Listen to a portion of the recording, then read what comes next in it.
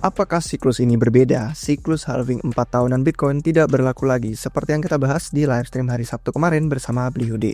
Karena kalau kita melihat performa siklus ini sejak halving terakhir, kita mendekati zona bahaya. Kurang dari sebulan lagi, sisa 23 harian. Zona bahaya ini dimulai sekitar 500 hari setelah halving. Dan pasar meledak tinggi ke puncaknya, top cycle, sebelum masuk ke bear market. Masa bulan depan sudah top dan bearish? Pasti kita semua ingin siklus ini lebih lama kan? Waktunya penentuan ini, langsung aja kita bahas yuk. Let's go!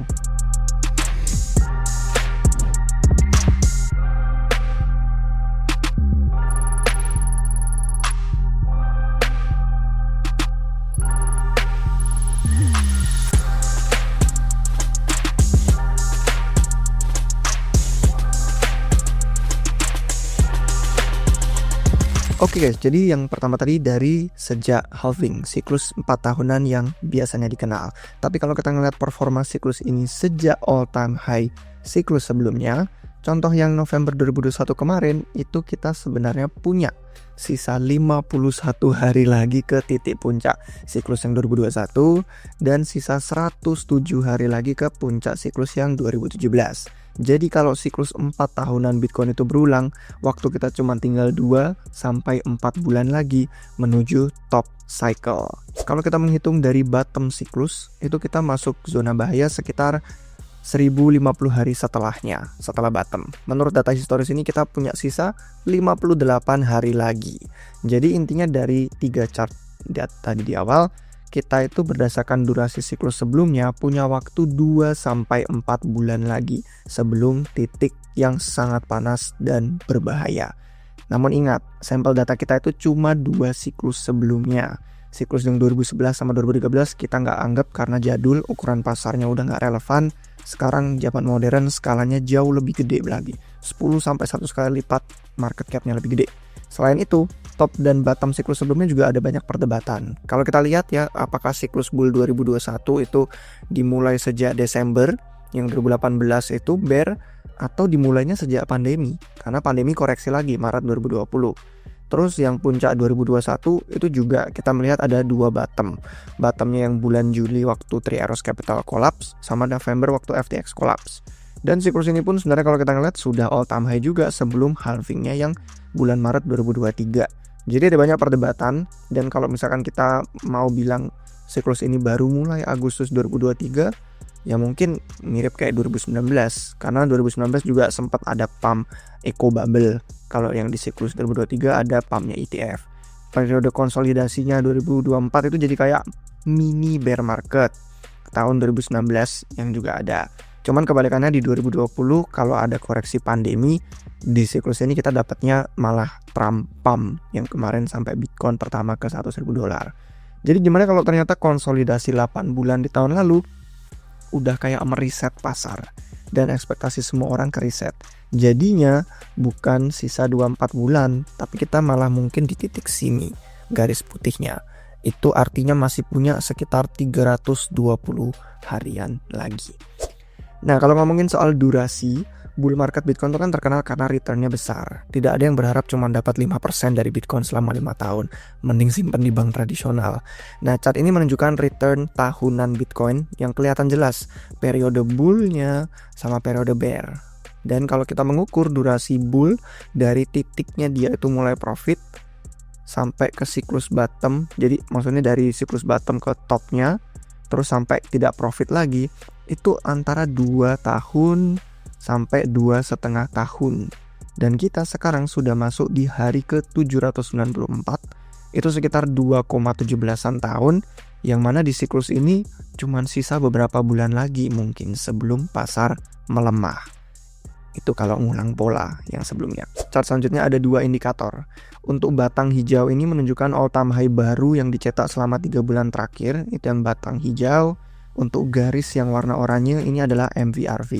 Itu rata-rata unrealized profit yang koinnya itu belum dijual. Dan ada garis penyimpangan untuk 1 standard deviation dan 2 standard deviation. Itu untuk titik-titik profit yang ekstrim. Nah, kalau mencetak all time high baru yang batang hijau ini cenderung bertepatan dengan profit investor tuh melonjak level signifikan. Dan waktu terlalu banyak investor untung, mereka jualan koin. dan itulah yang akhirnya memperlambat bull market. Batang hijau sama, all-time high baru dicetak, cenderung profitnya signifikan. Tapi struktur MVRV yang di siklus ini berbeda. Kalau di tahun 2016-2017 itu MVRV kan melonjak tinggi, menukik tajam selama ada koreksi dalam. Portfolio investor tuh jadi berayunnya ganas banget kedua arah. Koreksinya dalam, tajam, tapi singkat. Yang ketinggalan jadi pada FOMO. Tapi yang tahun 2023 sampai 2025 ini, itu MVRV merangkaknya perlahan banget. Kemudian sideways berbulan-bulan, naik sideways berbulan-bulan. Jadi nilai portofolio turun tapi pelan-pelan. Dan koreksinya tuh nggak pernah dalam sampai lebih dari minus 30% selama lebih dari sehari. Koreksinya jadi lebih dangkal, membosankan, makan waktu lama. Investor jadi lebih sabar untuk DCA karena pasar cukup mereda. Jadi prosesnya kalau kita lihat siklus ini lebih sustainable, orang tuh jadi merasa lebih nyaman dan yakin dengan harga BTC yang lebih mahal dan lebih tinggi. Jadi sudah berapa lama sih portofolio investor itu nggak merah serius yang tidak menyakitkan? Chart ini ngitung jumlah hari berturut-turut sejak MVRV itu tembus levelnya break even. Intinya orang tuh balik modal, duit itu nggak ada yang hilang. Kalau kita ngelihat dari secara historis yang sebelumnya ya, ini kita sisa seminggu lagi, 8 hari lagi. Kalau pasar tidak memuncak, tidak masuk bear market, itu artinya durasi paling lama antara bottomnya bear dan topnya bull market menurut MVRV. Dan MVRV itu koin-koin yang masih pada belum dijual. Saudaranya MVRV itu adalah SOPR. Kalau MVRV unrealized, kalau SOPR ini yang realized profit. Dan ini koin yang sudah dijual sama investor. Kalau kita ngelihat yang di sini, itu bear market selesai waktu SOPR itu di bawah angka 1. Tandanya bears itu udah pada capek jualan koin. Yang bearish pun udah nggak punya sisa lagi untuk dijual. Kalau bull market itu selesainya waktu SOPR itu bener-bener kebanyakan koin yang dijual itu pada profit semua sampai melebihi demand yang masuk. Jadi kalau kita ngitung yang sekarang ini jumlah harinya menurut historis, dalam 50 hari kalau pasar tidak memuncak, ini mencetak rekor juga durasi bull market paling lama. Jadi polanya semua mirip ya. Beberapa minggu atau bulan lagi kita bakal cari tahu jawabannya. Apakah siklus ini akhirnya berbeda? Sebenarnya iya dan tidak. Iya, siklus kali ini berbeda karena memang setiap siklus ada bedanya. Kalau yang kali ini ada ETF, ada treasury company, ada pasar derivatif lebih dewasa, institusi berpengalaman, lingkungan makro mendukung. Tapi kalau tidaknya juga, ya siklus ini nggak berbeda karena yang trading tetap sama, manusia. Dan meskipun struktur pasar beda, manusia itu adalah seorang mamalia yang kalau siklus trading sama kayak sebelumnya itu pasti mengulangi kesalahan setiap kali mereka terbawa emosi. Entah emosi itu takut atau emosi itu serakah. Dan kalau terulang dari emosi yang sama, serakahnya biasanya waktu euforia. Pas harga justru lagi tinggi-tingginya serakah, jadi nyangkut. Tapi pas lagi bottom justru panik, takut, padahal sentimen itu pas peluangnya paling bagus. Jadi emosinya selalu muncul di titik yang salah. Dan di video RR yang 4 bulan lalu ini kita udah bahas ada beberapa metrik on-chain dan teknikal yang menunjukkan siklus ini tuh lebih dewasa. Dia ada kemiripannya sama yang 2016-2017, pertumbuhannya organik dan makan waktu, tapi tidak sekacau 2018-2022 yang kemarin bener-bener ekstrim banget, boom bust. Jadi efeknya dari ini terlihat di indikatornya P-cycle atau Pi cycle. Ini benar-benar sinyal indikator teknikal yang munculnya itu waktu dekat sama puncak siklus. Hasilnya itu adalah moving average yang kecil itu ketemu sama moving average yang besar. 111 hari sama 350 hari. Kalau benar-benar ketemu itu biasanya ngikut, kalau yang MA kecilnya itu ya ngikut harga lebih rendah waktu bear market. Tapi MA yang besarnya itu tetap ngambang di atas di pucuk. Jadi makanya kalian ngeliat nih, selisihnya tampak jelas banget kalau pas lagi bear market. Tapi mengompres waktu bull market karena mereka ketemu. Jadi kebuka selisihnya gede di bear dan ngompres di bull market. Untuk area yang warna ungu di bawah ini menunjukkan jarak antara keduanya. Kalau jaraknya itu benar-benar jauh itu bear, kalau jaraknya dekat itu bull. Dan kita udah ngelihat sekarang itu stabil loh. Sejak kapan ini? Mei 2023 tuh benar-benar stabil untuk pertama kalinya dalam sejarah. periode sideways ini jadi memberi waktu untuk moving average yang kecilnya itu santuy, pasarnya nggak terlalu terbakar, dan investor tuh pada akumulasi dengan sabar di dekat kisaran harga yang rendah. Jadi udah banyak nih periode akumulasi, dan pola rally sideways, rally sideways, rally sideways itu jadi kayak miniaturnya siklus bear. Kalau dulu kan bull bearnya kelihatan gede banget skalanya, sekarang jadi kayak miniaturnya bull market, bear market, bull market, bear market. Jadi volatilitas Bitcoin pun turun. Sekarang ini cuma 21%. Itu sangat rendah dan gak akan selalu begini, karena secara historis kalau titiknya dia rendah itu Bitcoin bangun tidur, performanya mengejutkan. Nih titik-titik rendah, titik-titik sebelum eksplosif ke atas.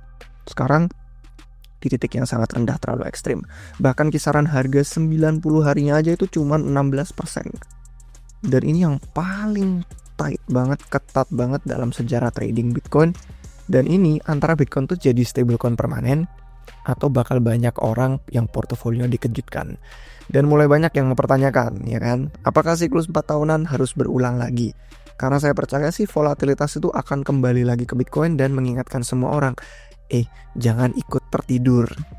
Kalau misalkan kita ngeliat dari indeks choppiness, untuk yang belum tahu, ini indeks teknikal yang melihat high dan lows-nya candle di kisaran yang sama. Itu bayangin seperti tangki bensin atau kayak lagi lari maraton, kan pasti nggak bisa dilakukan tanpa rehat.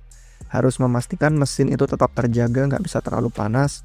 Dan kalau kita ngelihat nilai choppiness index itu rendah, ini artinya setelah tren yang kuat banget ngoyo, itu tandanya udah lari cukup jauh, butuh istirahat, butuh rehat. Artinya harga konsolidasi atau koreksi melawan arah. Kalau nilainya tinggi, itu sudah cukup koreksi, sudah cukup sideways, baterainya udah dicas penuh dan siap untuk bergerak lagi. Jadi metrik ini sebenarnya nggak peduli arah sih, bisa aja naik, bisa aja turun. Pertimbangannya itu banyak time frame. Ada time frame harian, mingguan, bulanan. Dan kalau kita ngeliat sekarang, tangki bensin ini sudah penuh terisi di value yang tinggi. Artinya di semua time frame harian, mingguan, bulanan, itu baterai udah tercas penuh. Kita sudah cukup koreksi, sudah cukup konsolidasi. Pasar udah lama uptrend nih. Biasanya momentumnya pengen lanjut uptrend lagi. Jadi masih ada inersia untuk kita naik, dan yang merasa bearish itu harus kerja keras untuk melawan momentum. Jadi kesimpulan penutupnya adalah, gimana menurut kalian? Apakah pola siklus 4 tahunan harus berulang lagi atau tidak? Market cap Bitcoin sekarang 1 kali lipat lebih besar dan polanya sejauh ini sih mirip. Kalau berulang, ya kita cuma punya sisa beberapa bulan lagi sebelum puncak akhir siklus ini.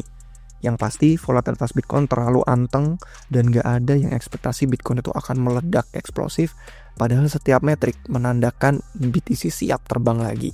Apakah ini roket yang terakhir atau periode siklus bakal diperpanjang dan tidak 4 tahunan lagi?